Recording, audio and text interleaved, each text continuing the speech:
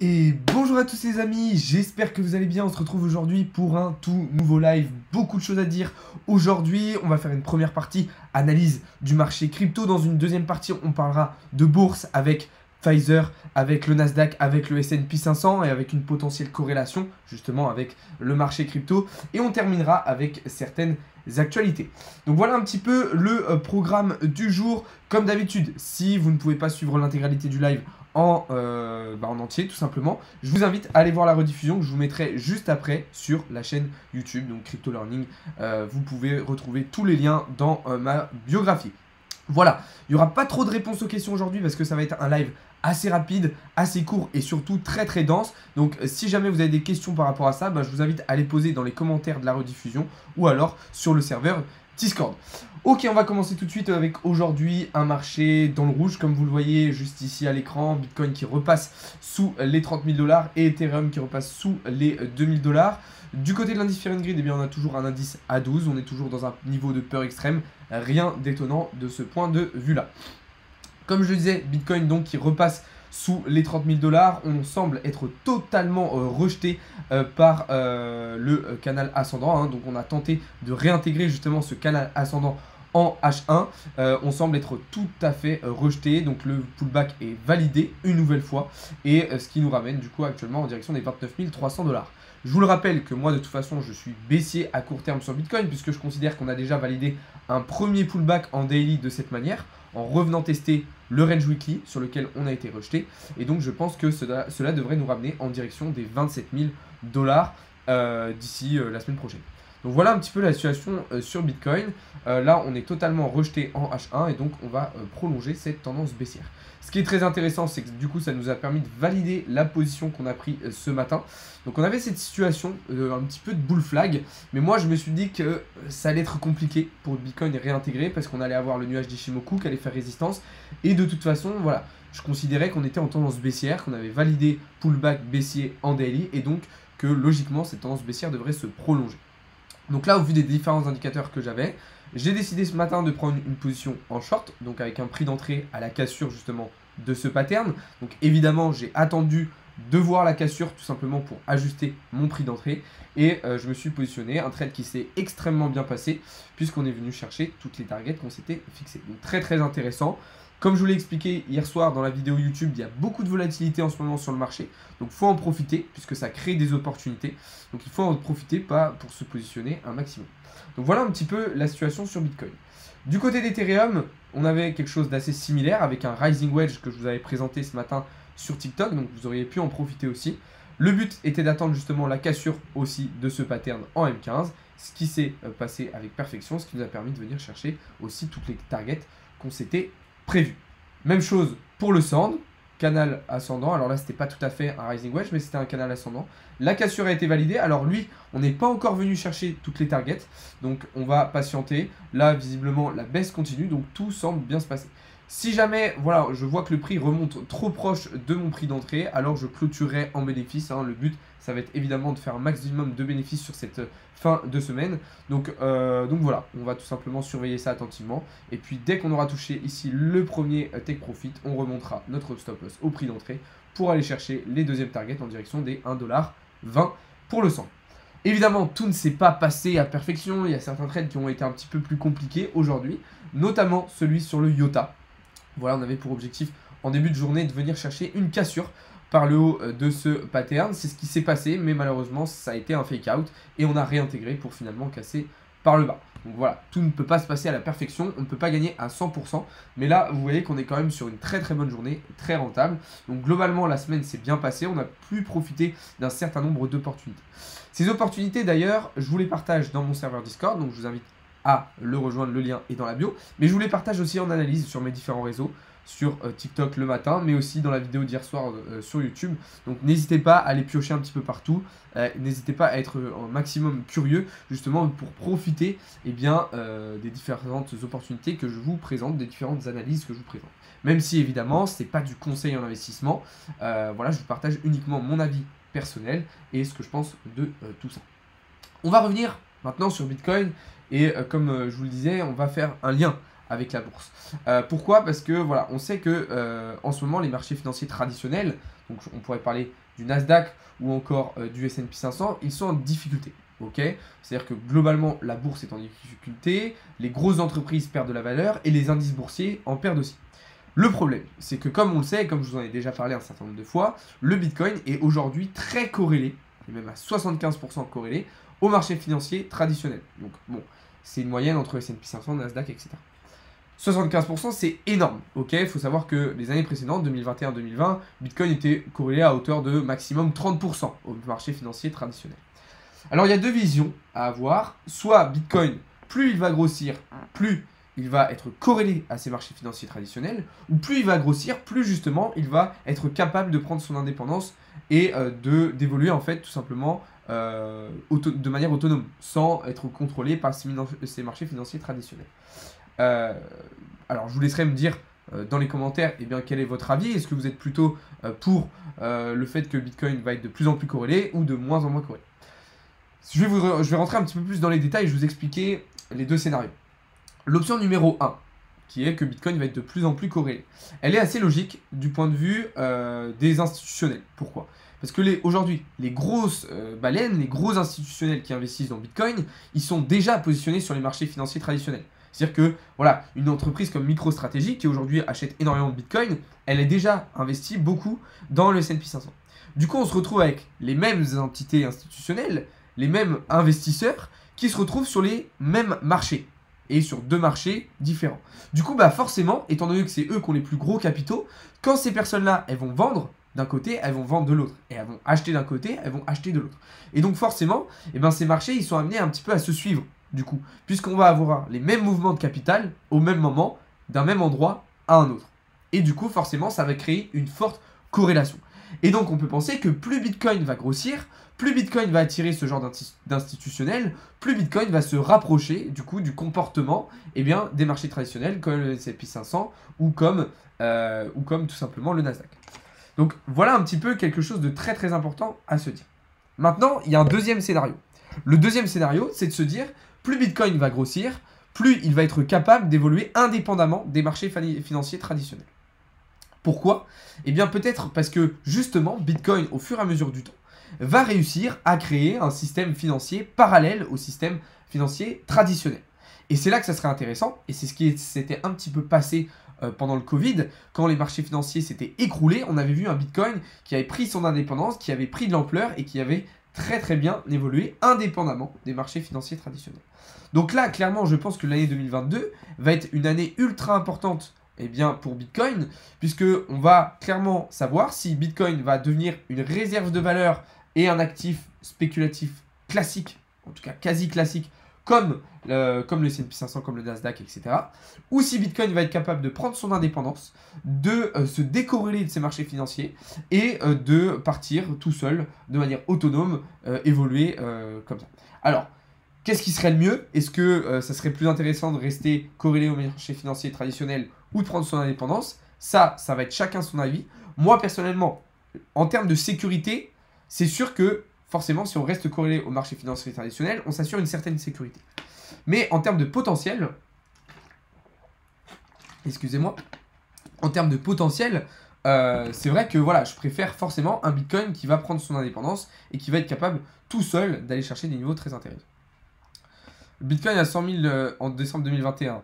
Alors c'est passé, décembre 2021, peut-être décembre 2022. Voilà, l'analyse technique c'est quelque chose, c'est pas une science exacte, donc je réponds à ton commentaire, hein, Nico. Voilà, on était tous partis pour voir Bitcoin à 100 000 $. Malheureusement, il n'y a pas que les graphiques qui font un marché, il y a aussi tout un contexte économique, notamment là il y a eu le Covid, il y a la guerre, etc. Donc il y a beaucoup de choses à prendre en compte. Salut Alex, j'ai acheté 2 NFT Roland Garros verdict dimanche, merci pour tout. Et bien rendez-vous à Roland Garros les gars, puisque la semaine prochaine justement je vais à Roland Garros, je vous filmerai ça. Donc on se verra la semaine prochaine. Mais en tout cas, bien joué, t'as bien fait Ludo d'acheter ces petits NFT qui ont pour moi beaucoup de potentiel. Ok, du coup voilà pour cette partie un petit peu, je voulais vous présenter sur cette corrélation entre Bitcoin et entre les marchés financiers traditionnels. D'ailleurs dites-moi justement dans les commentaires tout ça, est-ce que vous êtes plus pour que Bitcoin reste corrélé à ces marchés financiers ou pour que Bitcoin se décorrèle totalement et prenne son indépendance de ces marchés? Ça ne vaut pas le coup d'investir dans les matières premières plutôt? Si, c'est très intéressant aussi d'investir dans les matières premières, évidemment, puisqu'elles sont amenées à se raréfier. Donc bien sûr que c'est une bonne idée de se positionner sur les matières premières. De toute façon, il faut se diversifier. Je ne vous dis pas de tout mettre en Bitcoin, il faut se diversifier. Maintenant, voilà, évidemment, vous allez avoir une rentabilité beaucoup plus limitée sur de l'or que sur des crypto-monnaies en termes de potentiel. Voilà. Seul respect pour ton soutien à Idrissa Gana. J'ai absolument pas apporté mon soutien à Idrissa Gueye. Je me suis pas du tout exprimé à ce sujet, du coup je comprends pas trop ton message. Que pensez-vous de la collection Time Out? Je m'y suis pas intéressé plus que ça pour l'instant, Cryptoman. Si tu veux, je jetterai un œil et puis je vous redirai ça dans les prochains jours. Explication de l'envolée du yen japonais. Alors non, je n'ai pas d'explication. J'en ai entendu parler tout à l'heure. J'ai pas d'explication pour le moment. Je vais faire mes recherches, mais très très bonne question. Tu déclares tes cryptos, bien évidemment d'ailleurs les amis, pensez à déclarer vos crypto-monnaies, c'est quelque chose d'ultra important. À partir du moment où vous avez fait des plus-values en crypto-monnaie et que vous avez remis ces plus-values en euros sur votre compte bancaire, pensez à les déclarer, sinon vous allez avoir des gros problèmes avec le fisc. Donc vraiment, là c'est la période, hein, ça a été rallongé jusqu'au 31 mai, donc il vous reste encore une bonne semaine pour déclarer vos cryptos, hein, une dizaine de jours pour déclarer vos cryptos, mais faites-le, c'est très très très important. Après, par contre, voilà, si vous êtes si tout votre argent est en crypto, vous l'avez laissé en crypto sur une plateforme ou sur une ledger, si vous ne l'avez pas repassé en euros pour le mettre sur votre compte bancaire, là vous n'avez rien à déclarer, sauf l'existence de vos comptes crypto. C'est très très important. En fait, même si vous n'avez aucune plus-value à déclarer, il faut quand même déclarer l'existence du compte. Ok, voilà, vous n'aurez pas besoin de dire combien il y a dessus. Il faudra que vous disiez que voilà, vous avez un compte par exemple Binance qui existe et que vous utilisez. Donc voilà, on va pouvoir passer à la suite de ce live. J'ai des petites choses super intéressantes à vous dire. Et là encore du côté bourse, puisqu'on a une actualité très très intéressante en ce moment, c'est tout simplement la variole du singe, une nouvelle maladie qui est en train de se répandre un petit peu partout en Europe. Donc là, on a un premier cas qui est arrivé en France. Donc la variole du singe, c'est une maladie qui est assez rare. Ok, je vous laisserai aller voir l'article, mais ça vient d'Afrique. On a eu déjà plusieurs personnes qui ont été contaminées en Amérique, donc aux États-Unis, et aussi dans le nord de l'Europe, donc notamment au Royaume-Uni. Donc c'est une maladie qui est assez contagieuse. Alors, je ne crois pas qu'elle est mortelle, hein. Je pense que c'est beaucoup moins violent que le Covid, même si le Covid, voilà, encore une fois, c'est pas quelque chose de très violent. Mais du coup, ce qui va être intéressant, alors certes c'est triste hein, qu'une nouvelle pandémie arrive, une nouvelle maladie arrive évidemment, je ne me réjouis pas du tout du fait qu'il va y avoir des malades, mais ce qui est intéressant, c'est que du coup, la France et les pays européens vont probablement être obligés de renforcer et de réapprovisionner leur stock de vaccins contre la variole. Et c'est là que notre chère entreprise Pfizer, qui nous veut tant de bien, entre en jeu. Puisque vous le voyez, Pfizer, depuis maintenant la fin 2021, ils sont en difficulté. Enfin, en difficulté, non, mais ils ont perdu pas mal de valeur. Pourquoi? Parce que voilà, la campagne de vaccination contre le Covid, eh bien, c'est ralenti. Et du coup, bah, forcément, ils ont vendu beaucoup moins de vaccins. Là, ce qui va être intéressant, d'un point de vue spéculatif, uniquement je parle encore une fois, c'est que si les pays européens et aux États-Unis ils sont obligés eh bien, de renforcer leur stock de vaccins, on va probablement avoir une action de Pfizer qui va repartir à la hausse. Et d'ailleurs, on voit qu'elle est déjà bien repartie à la hausse avec la nouvelle. Donc on va surveiller ça attentivement, sachant qu'en plus, Pfizer, comme vous le voyez, a bien rebondi sur un niveau de support important, donc graphiquement, c'est plutôt intéressant aussi, comme vous le voyez juste ici.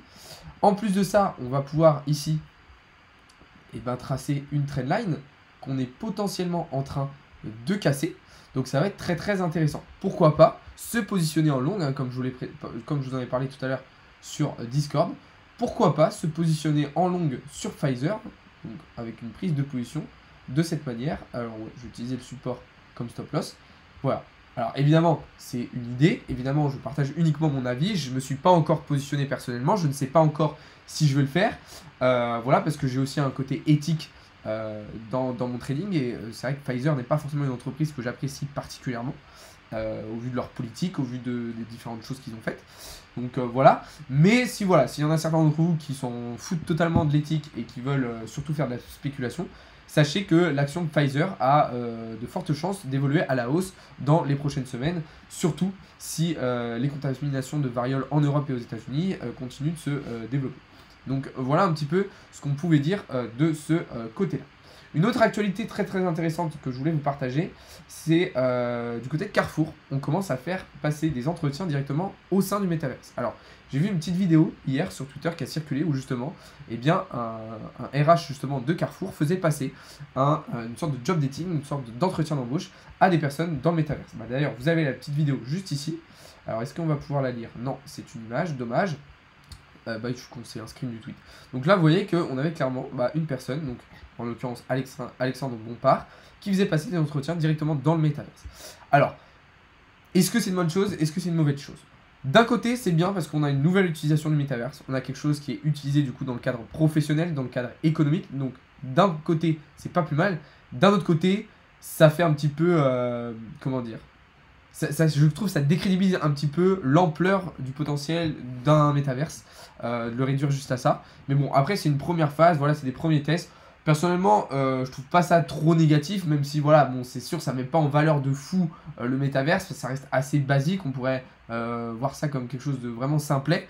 Maintenant, je pense qu'il faut quand même passer par là, par ce genre d'étape, par ce genre de démocratisation, avant d'avoir quelque chose de plus global, de plus pertinent et de plus intéressant tout simplement. Donc voilà, mais en tout cas c'est bien, puisqu'on voit aujourd'hui de plus en plus d'entreprises, d'institutionnels qui continuent à investir dans le monde de la crypto, à investir dans le monde des NFT, à investir dans le métaverse. Et ça c'est très intéressant, puisque malgré que le marché des cryptos est en difficulté, on a toujours de nouveaux investisseurs, de nouveaux entrants sur le marché, et ça c'est très important. D'ailleurs, en parlant de ça, j'ai une dernière petite information à vous transmettre en cette fin de live. Sachez que j'ai réalisé une interview cet après-midi avec une journaliste de l'Express. Alors l'Express, c'est un gros média français qui existe depuis bien longtemps. Alors aujourd'hui, voilà, c'est plus l'un des plus gros médias en France, mais ça reste quand même costaud. Et donc une journaliste de ce média, est venue me poser des questions sur le bear market. Évidemment, vous en doutez, les médias en profitent pour se jeter sur l'occasion, ils voient que le marché baisse, etc., qui perd de l'argent. Donc justement, moi, en tant qu'investisseur, etc., j'ai essayé d'apporter un regard différent et de lui expliquer que voilà, en fait, si on savait faire, on ne perdait pas forcément d'argent en bear market et que de toute façon, c'était pas grave parce que le marché allait se relancer. Donc, je vous tiendrai au courant lorsque l'article sortira. Je vous tiendrai au courant quand ça sortira, ça sera au courant de la semaine prochaine. Donc, pour ne rien louper, je vous invite à rejoindre le serveur Discord, je vous invite à venir me suivre sur les différents réseaux sociaux. C'était un plaisir d'être en live avec vous aujourd'hui. Comme je vous l'ai dit, c'était un live très rapide, assez condensé, il y avait beaucoup de choses à dire, mais voilà, j'avais pas forcément trop le temps. Donc voilà, j'espère que ça vous a plu. On se donne rendez-vous demain, de toute façon, pour davantage de contenu et davantage d'analyse. Je vous laisse rejoindre les différents réseaux sociaux et le serveur Discord. Tous les liens sont dans la biographie. Sur ce les amis, je vous souhaite un bon vendredi soir, un bon week-end et on se retrouve dès demain. Bonne soirée à tous, c'était Alex de Crypto Learning, ciao.